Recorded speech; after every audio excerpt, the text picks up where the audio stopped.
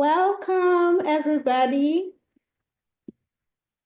Hi, my name is Beatrice Atenka, and I'm the John M. Anderson Assistant Teaching Professor of Art in Pennsylvania University, and also a member of the Events Committee for Surface Design Association, which is a membership nonprofit focused on contemporary fiber art and textile art as well.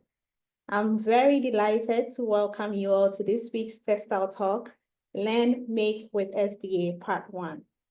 Textile Talk webinars are brought to you by the International Quilt Museum, Quilt Alliance, Studio Art Quilt Associations, and Surface Design Association. Thank you all for joining us today. And here are a few housekeeping announcements that I would like to make.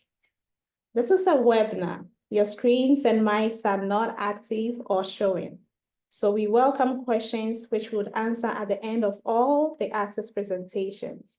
So please make sure to submit your question and answers in the question and answer box located at the bottom of your screen. We are honored to bring you free and inspiring Textile Talk programming. We respectfully ask you to be courteous as you engage with speakers, moderators, and other participants. Your chat comments can be seen by everyone.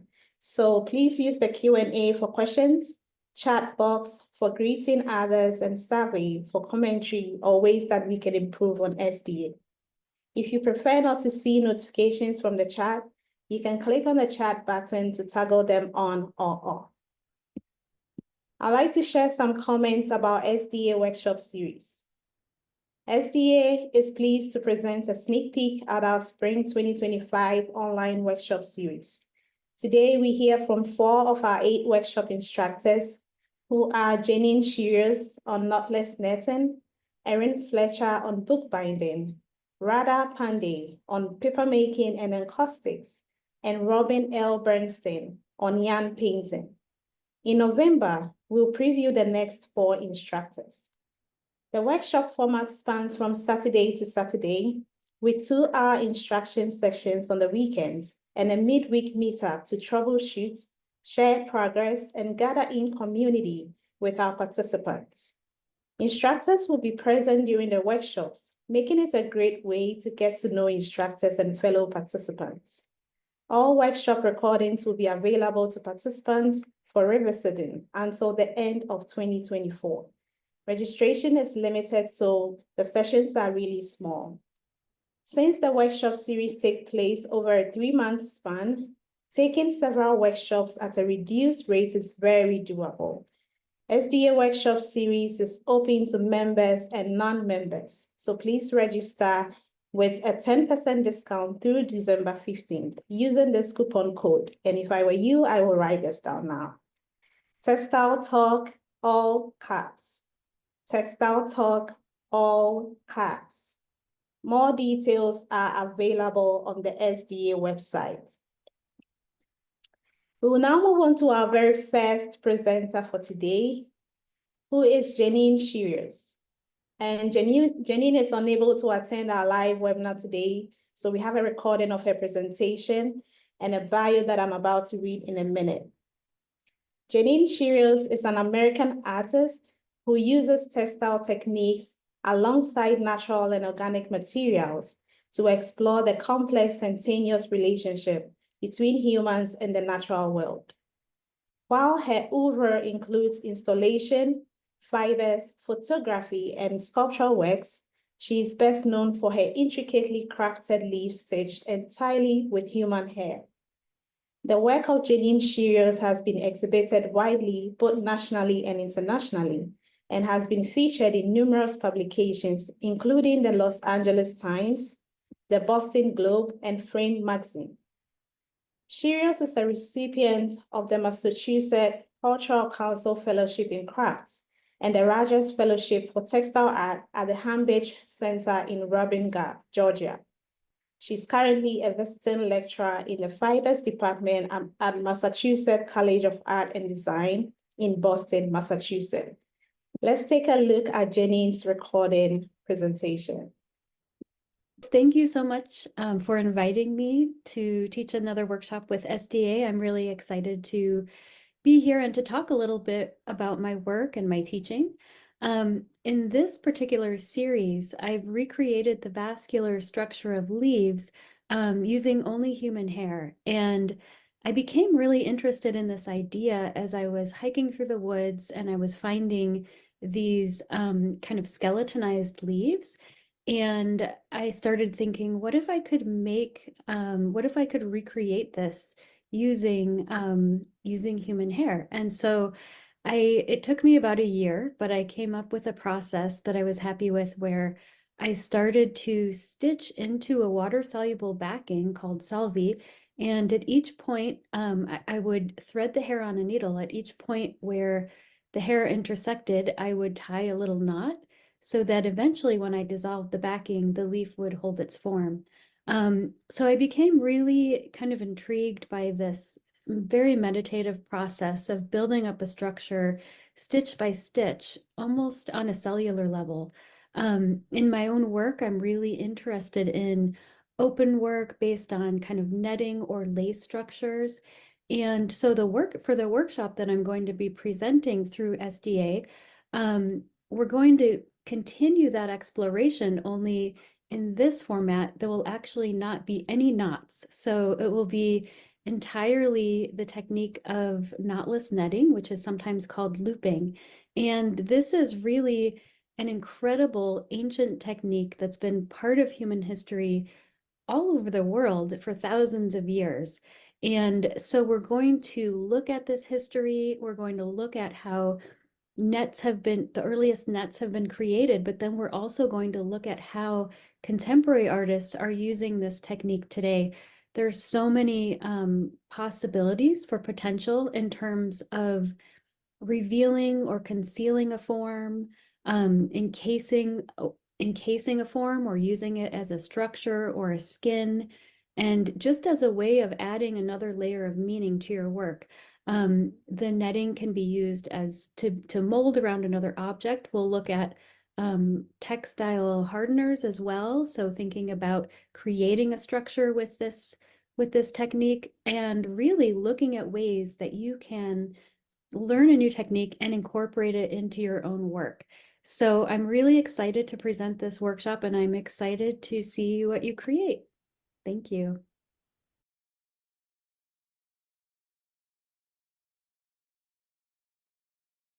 Thank you so much, Jenine.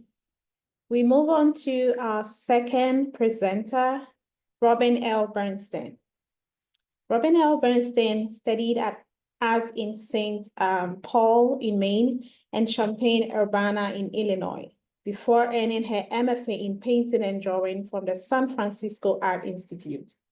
Once she discovered wood construction, she began to combine wood carvings with thinly cut sheet metal, hammered together with thousands of tiny escutcheon pins. Years later, she began pressing colored string into wax after learning about the Huichol Indians and their spiritual practices in central Mexico. Her current work responds to urgent contemporary concerns as well as relevant historic events. She lives and teaches in Northern California. Welcome, Robin. We are so glad to have you here.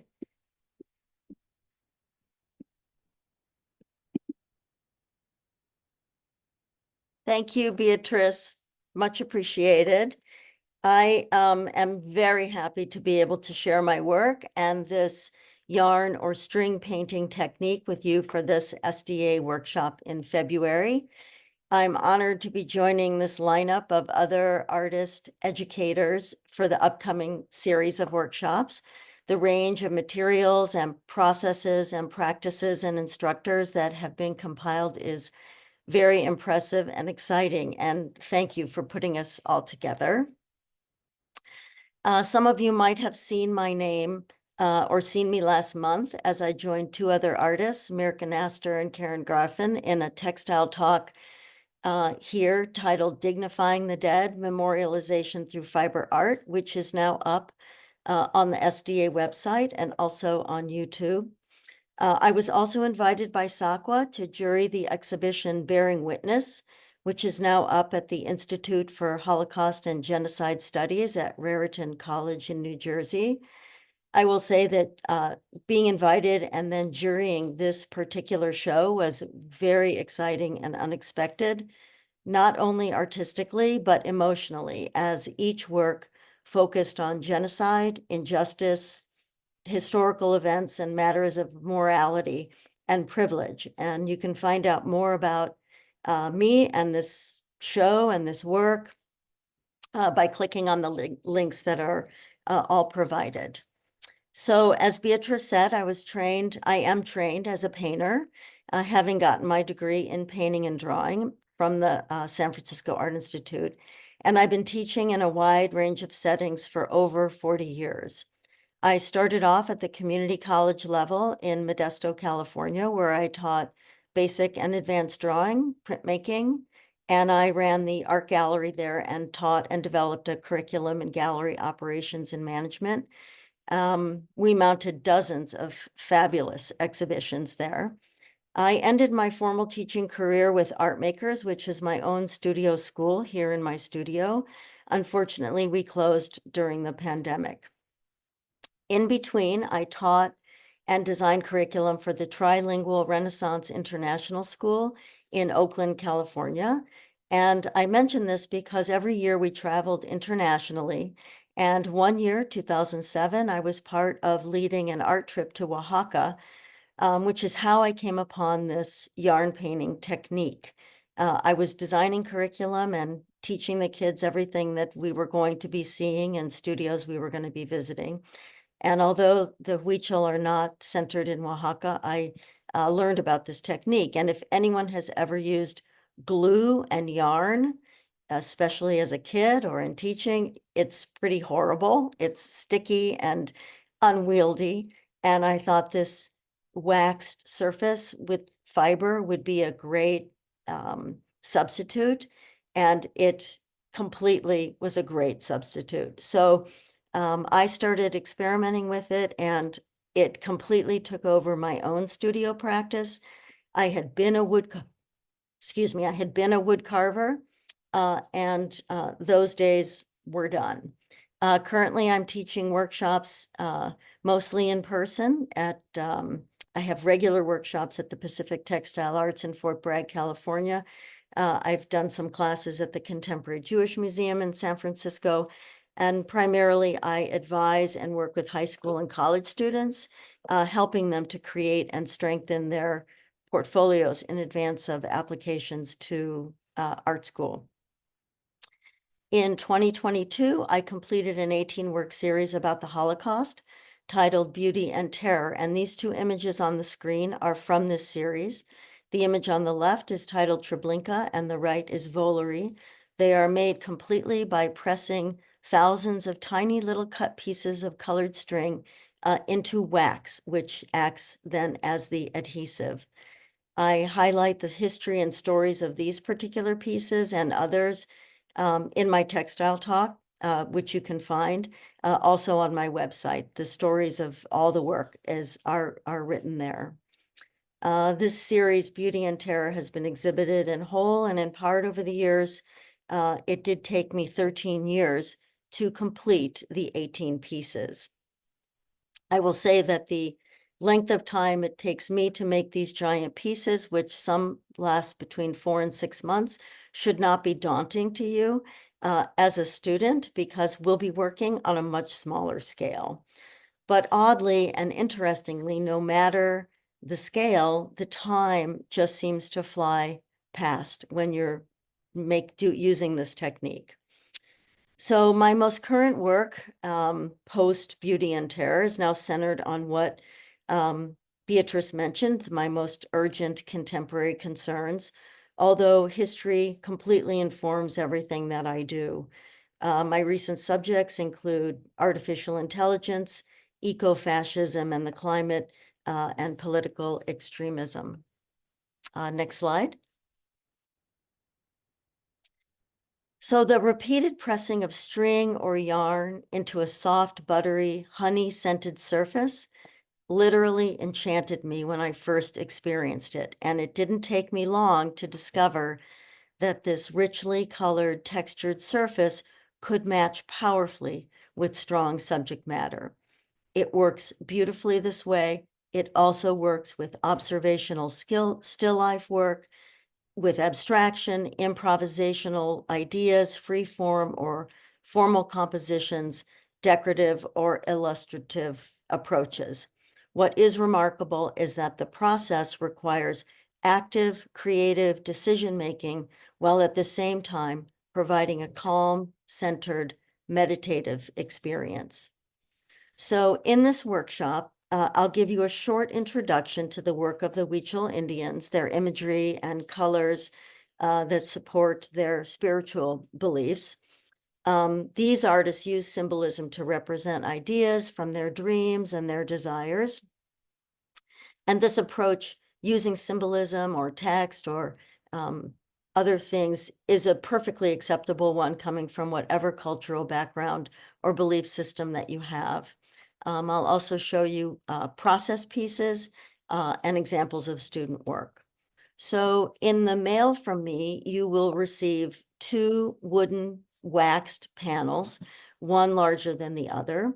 And the first very small one we'll use on the first day so that you can experience the technique. And this will give you an idea about how detailed or how complex you want to make your drawing or design for the work. It also needs to match up with the size of the string or the yarn that you're choosing. In the package will be a small selection of yarns and strings for you to get started, but I know for a fact that every one of you has a pile or a bag or a place where you have extra yarn and strings and various things, and you'll dip into this collection or you'll search for different kinds of floss or butcher's twine or bakery twine. The thing to keep in mind is that if you want to use blue or you want to use red or you want to use pink, that you find several different kinds of that hue so that you have darker or lighter or warmer or cooler, because what makes the pieces so beautiful and so intriguing is the variety of color. Also, the availability of you to create a solid form if you're interested in creating a more realistic sense of space. So you'll press the string into the wax. The wax, as I said, acts as an adhesive for the string. Also included in the package will be a piece of transfer paper for you to transfer your design, the perfect cut maple dowel for use as pressing and rolling, but a round chopstick is perfectly comfortable. A sharp, small manicure scissors is something that's needed. If you can't find one or don't have one, a regular scissors will do perfectly well. And we'll begin. So I will demonstrate how the wax is applied. Because we're not in person, you won't be able to wax your own panel, but I'll share the recipe that I use with you and the ingredients I combine and demonstrate how to, wax the panel to create the perfect surface, which has to be sticky and soft and strong all at the same time. So in these 3 slides, you can see the relationship between the surface, the drawing, and the string. I'm primarily using twisted embroidery floss, not the kind that separates into single threads, although with practice, this kind of embroidery floss can successfully be used. Wool yarn that I have untwisted or unspun. As I said, bakery twine is kind of interesting, and strings of all sorts. Heavier yarn is also acceptable. Anything plastic or silk or acrylic or polyester tends to not stick very well, but you'll find out what works as you work. So we'll talk about optical color mixing, color relationships to encourage that sense of space or realism. We'll talk about creating an interesting composition, and of course, how to create something very beautiful, because this use of a multitude of colored threads and strings and yarns with the texture and the patterns that you can make all work together. This is not to suggest that a black and white or monochrome color scheme cannot be beautiful, because it certainly can. During the second meeting of the workshop, I'll take you on a tour of my studio and share my work, including whatever work is in progress. And you'll show us what is working for you and what you've done if you'd like. So I say that yarn painting is perfect for all levels. It's an extremely satisfying activity, and I hope to see some of you in my class. Thank you.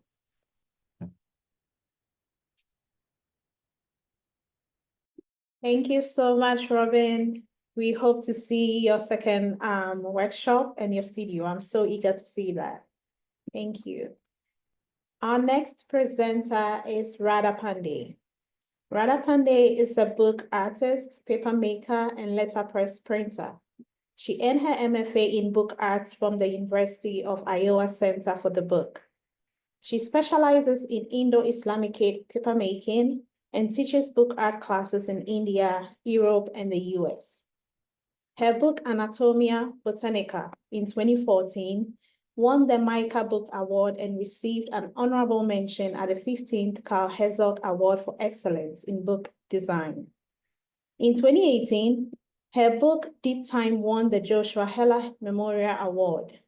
Pandey's most recent book, Flora of Mughal, India, won the prestigious MCBA Book Prize in 2024. Her books are held in over 80 collections internationally, including the Library of Congress and Yale University. Currently, Radha is working on a large-scale version of her book, Jali, a movable book exploring coexistence using Islamic geometry in architectural motif in India. Radha is currently located in India and is unable to make it to our live webinar. So what we have is a recording of her presentation. So let's take a look at Radha's recorded presentation. Thank you for having me, and thank you to all of you for joining in. My work is about human perception of the natural environment and how our perception impacts the world around us. In this slide, you can see two images of my work. One is pretty old, made in 2012, and the other one is my latest work, made in 2024 on the left. So the work on the right is called Forest Light, and for it, I made all the paper. It's a tunnel book, and all the pieces that you see kind of floating around in the middle are made from paper mulberry or kozo, and then cut out and pasted to handmade paper frames, and the fiber that I used for the frames is abaca. And the back panel of the book is actually a piece of waxed kozo, so it allows light through from both sides. And if you turn the book around, it almost acts like a shadow book because the paper has been waxed. The book on the left is called Flora of Mughal India, and it's my latest book, which took about 4 years to complete. And it's a conversation between an Eastern style codex, an Islamic codex, and a Western or a European codex, which is why the two books face each other. And the book is about nature versus economy and love versus power. It's about how we in India used to perceive nature and how we used to depict it in books, and how the art of the book flourished because of that relationship that we had with nature, and how that changed when the British came to India and took over many things. But a part of that was trade of plants for economic gain. So how that little thing completely changed how we were looking at plants and representing plants in books, and then how that changed the art of the book in India for good. So that's a project that I've just finished and launched the book in February. For this workshop with SDA, I will be teaching a workshop on papermaking and encaustics. I make paper for a lot of my work, and sometimes I also use encaustics, as in that book, Forest Light. And so on the left, you can see an image of paper that I was editioning. I had dyed the sheets using barberry dye and indigo. And then I waxed part of it. So you can see how just the application of the wax changed the color of the paper, but also made it completely different in terms of translucency and handleability. And so what we'll be doing in the first session is making paper from things you can hopefully find in your gardens in fall or around your neighborhood. And so we'll be talking about how to process these plants, what to look for when harvesting, how to responsibly harvest, and then eventually how to make your own paper using easy to find materials. And then the paper that you make during the week, we'll apply encaustic together on the second day and kind of change its look and its nature and learn more about encaustics through that.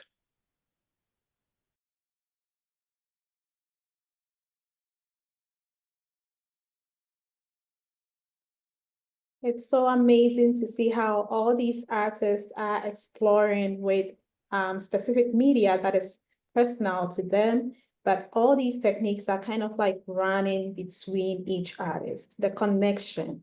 I'm just so excited about that. So our final presenter, thank you so much, Radha. Our final presenter is Erin Fletcher. Erin Fletcher is the owner of Herringbone Bindery located in Austin. And she crafts one-of-a-kind fine binding and small edition of various clients and institutions. Her work is regularly exhibited throughout the US and abroad and is held in public and private collections. She first discovered a love for bookbinding while studying at the School of the Arts Institute of Chicago. This experience brought her to study bookbinding in the North Bennett Street School in Boston, where she graduated in 2012. She regularly teaches book art workshops online and at venues throughout the US. Welcome, Erin. We are so glad to have you.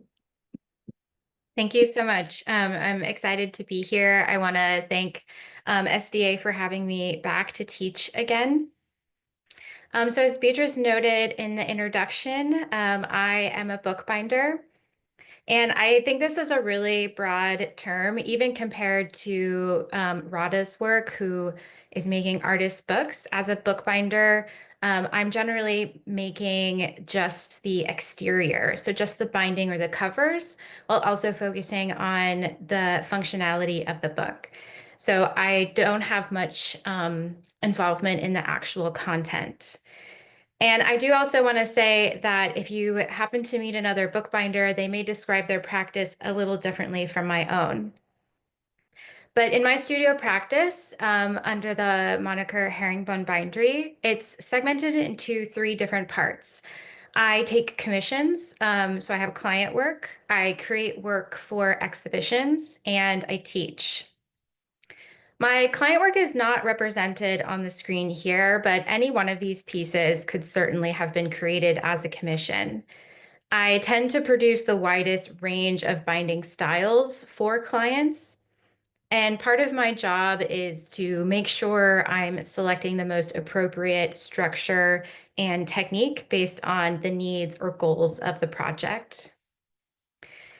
The work that I create for exhibits is definitely my main passion in my studio. And the images you see on the screen are some of my more recent pieces. So when I'm creating what's called a design binding, I'm using the content of the book as my springboard, as my form of inspiration. And it's always my goal to create a design that is sympathetic to the text. I also want to mention you'll see a lot of embroidery in my work. It was one of my first obsessions. I've been stitching since I was a child. So it didn't take very long for embroidery to find its way into my bookbinding, and it has now become perhaps the most dominant form of decoration. I'm going to start with the image in the middle, which is a binding titled A Little Book of Birds. It was printed by Gaylord Shanilak, who's a master printer in Minnesota. The book contains a poem by Shanilak along with a series of multicolored wood engravings of different species of birds. The top edge or the head edge of the book is left intentionally untrimmed to give the illusion of caging the birds within the pages. However, from a functionality standpoint, this untrimmed edge creates a lot of restriction to how the book opens. Knowing this, I decided to choose the two-mouche binding structure. This is an innovative structure developed by French binder Ben Elbel, and it's actually the structure I taught in the last workshop I did for SDA. The tumouche is a paper binding, and it's constructed in such a way that it allows the book to open fairly flat, which in this case made it a lot easier for people to navigate through the pages. For the covers, I used a handmade paper from Hook Pottery Paper. That's paper created by a wonderful paper maker, Andrea Peterson in Indiana. The paper has been embellished with embroidery, paint, and blind tooling. You can't see the blind tooling technique in this detailed image, but that is where you would take a warm brass tool to push an impression into your material, and there's no additional pigment or gold leaf. I've used the blind tooling on this book to create an illustrative branch that spans across the covers. Floating amongst the branch are these wisps of color that I've pulled from Chanelac's engravings. Each wisp or feather is further embellished with embroidery and colored pencil. Finally, the title is embroidered on the front cover using a combination of backstitch and chain stitch to create an irregular effect. Moving to the image on the left, this is a miniature book that was printed by Rebecca Press, and it is The Wild Swans by Hans Christian Andersen. A miniature book needs to be under 3 inches in all directions when the book is closed.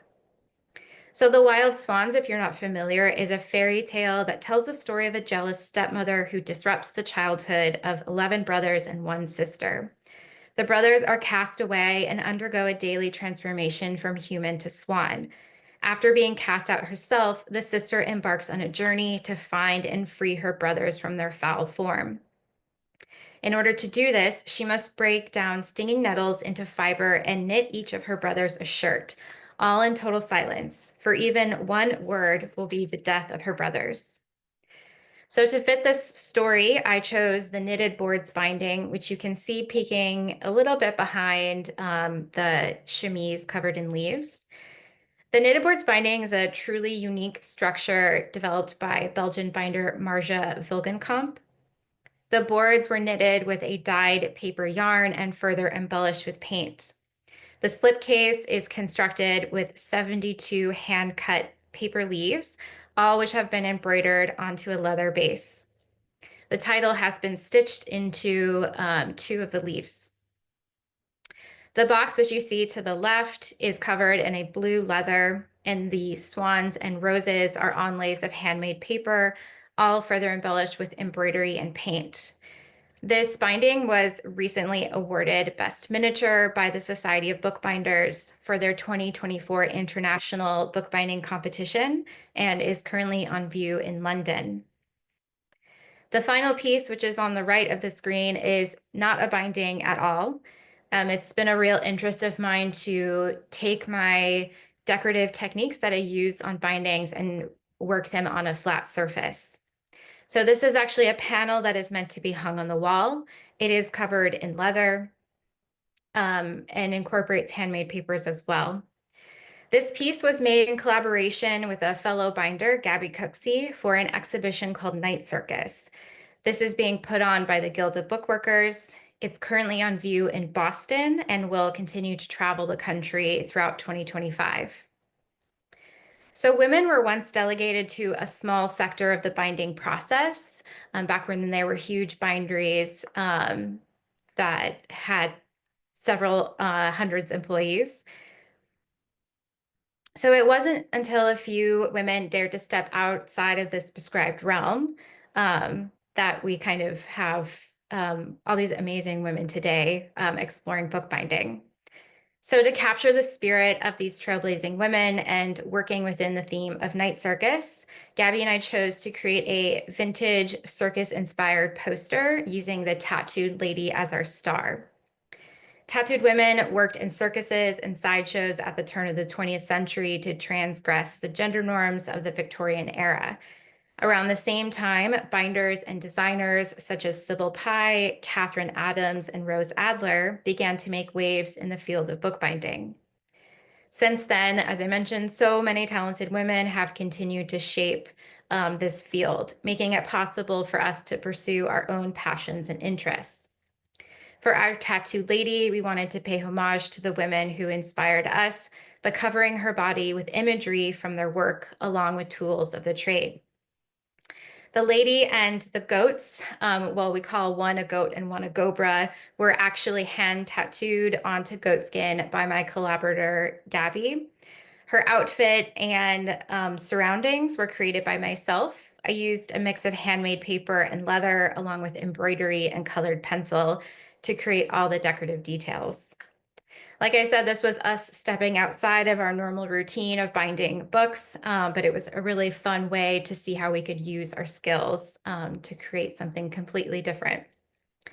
If we move on to the next slide, I will chat about that third part of my studio practice, teaching.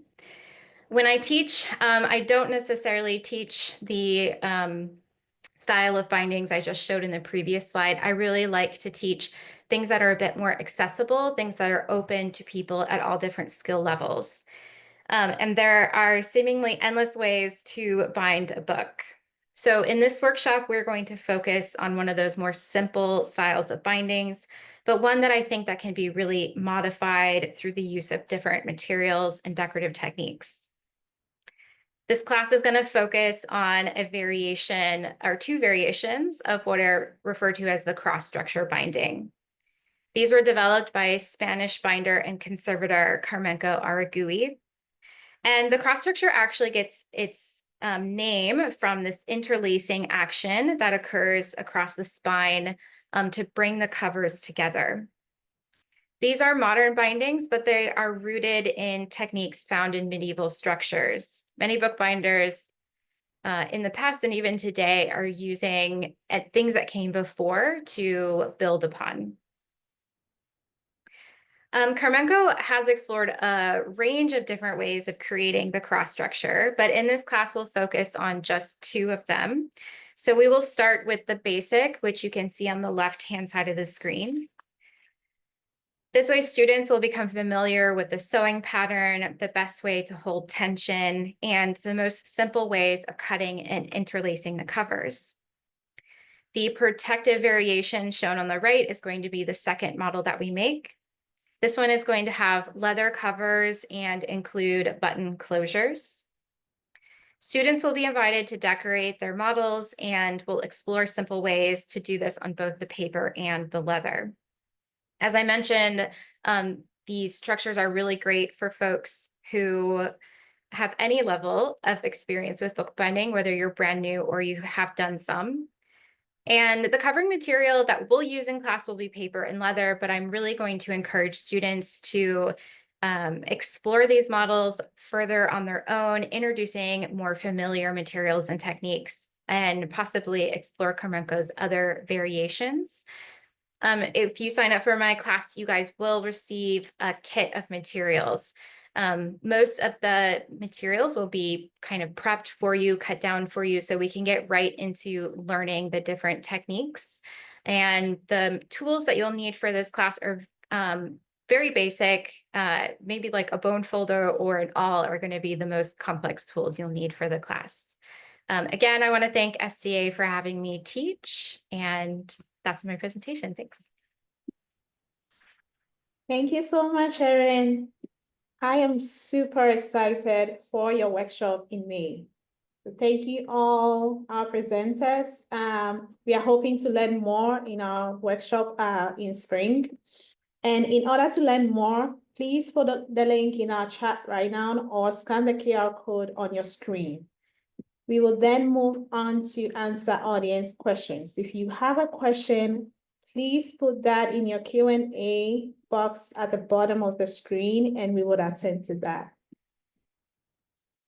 Oh, there is a first question up here for, I believe, Erin.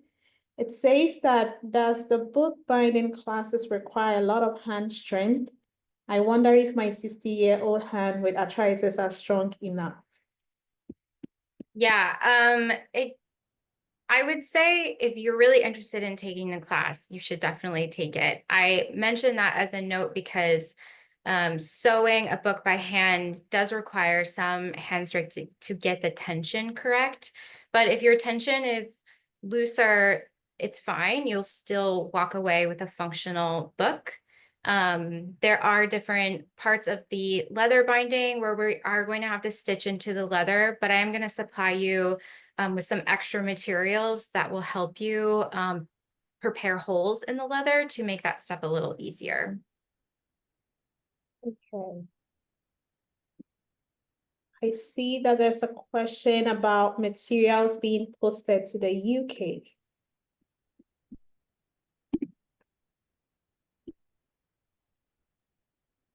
There's another question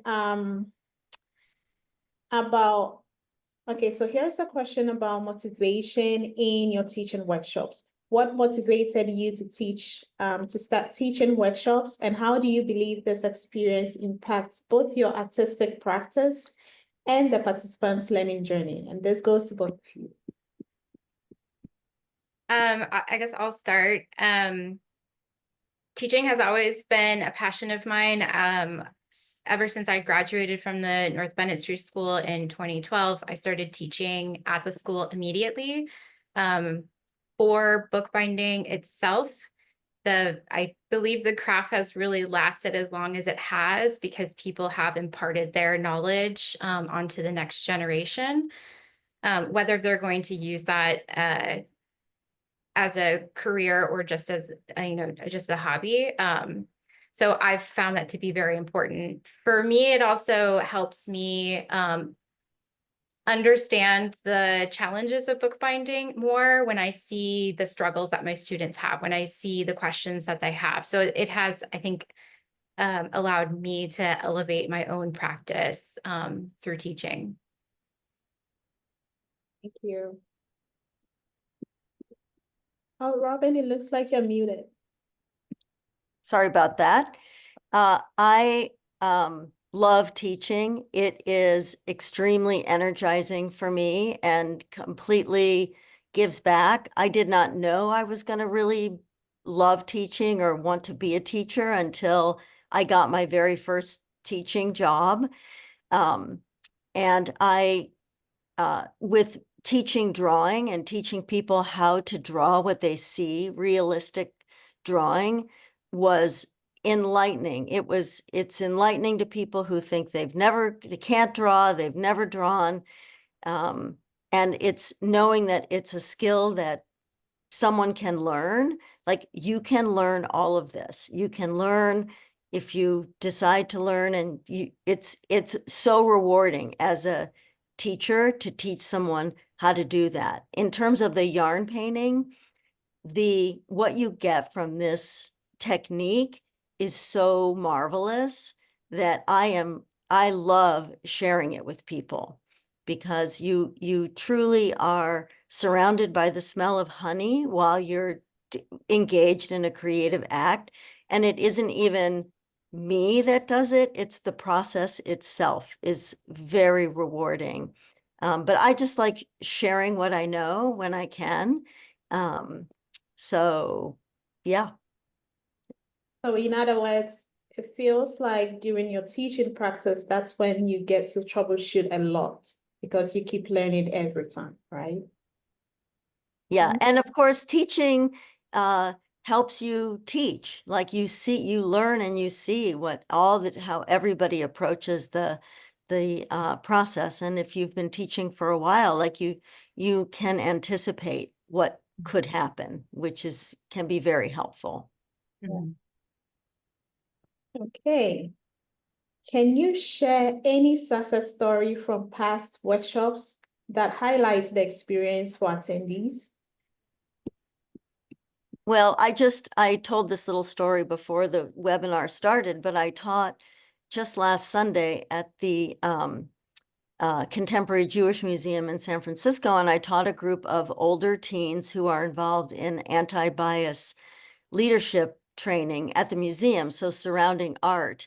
And one of the women who was there as part of the teaching is an embroidery artist, and she creates these very large, very intricate, very involved embroideries. And she learned the yarn painting technique along with the students. And she was like, "Oh, this is my future." She sees that she can transfer what she does with stitching into a flat surface, and perhaps for her, just change her approach. And I think this technique can be like that for other artists, other craftspeople who are involved with other materials. I will say when I taught at the North Bennett Street School, I was teaching the continuing education classes.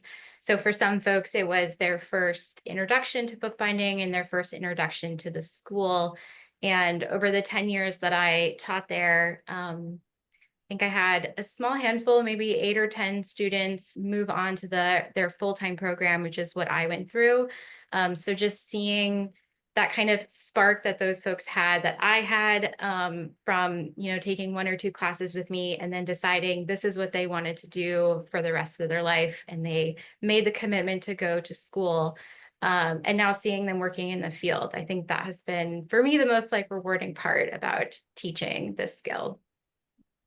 Mhm. Yes, I can really relate with that, because then you become like the medium through which another person becomes the art, right? That's really powerful. Thank you for sharing.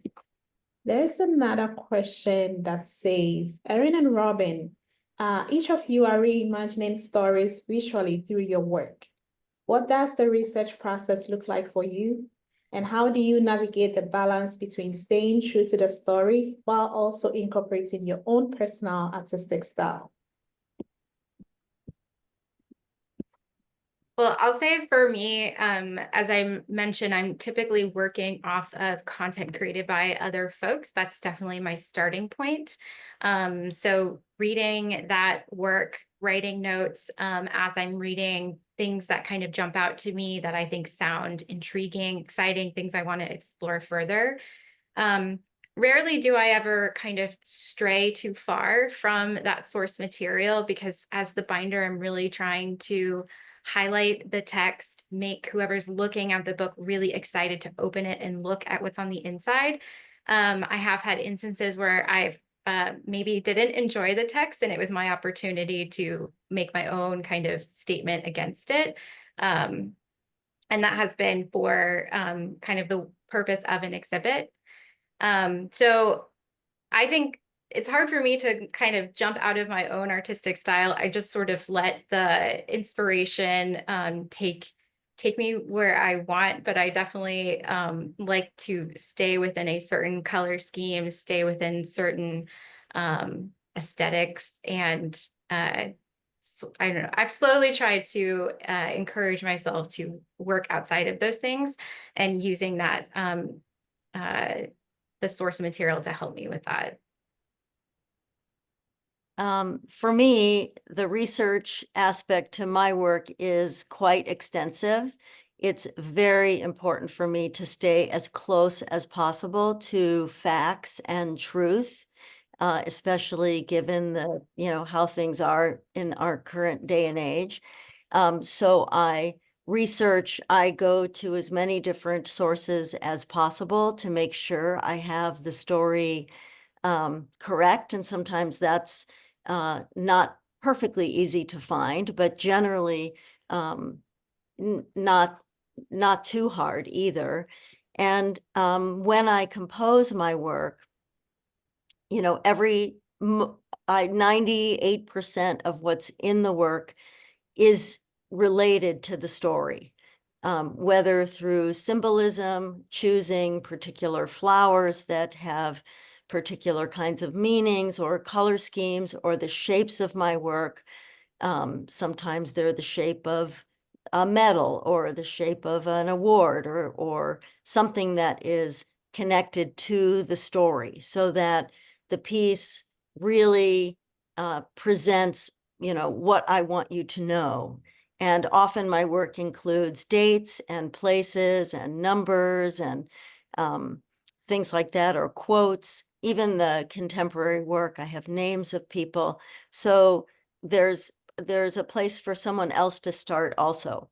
My work also is displayed with a paragraph of text, which tells the story of the work or gives additional insight so that a viewer who might not know anything when they approach it has a place to start. But it's super important to me that it works out. And I'm usually researching for up to a month before I start because the pieces take so long, you know.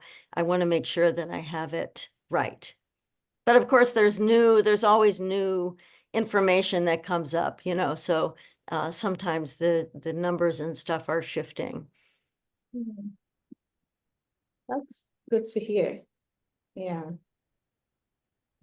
Yes, all our classes are online. That's just to answer the question that came in the chat. We welcome all other questions in the Q&A. So if you do have questions, please put it in the Q&A and we'll be happy to answer that. But thank you all thank you all for attending. Thank you to our sponsors. And as a reminder, SDA Workshop Series is open to members and non-members.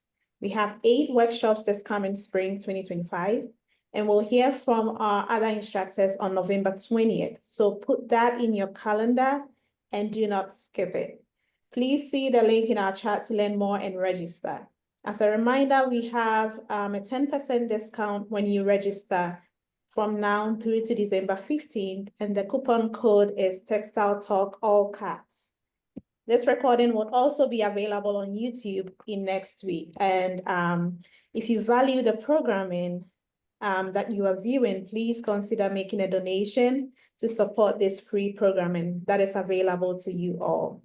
Next week, Textile Talk hosts a presentation by UK artist Lane Setrington on socially engaged art, sponsored by the International Kilt Museum.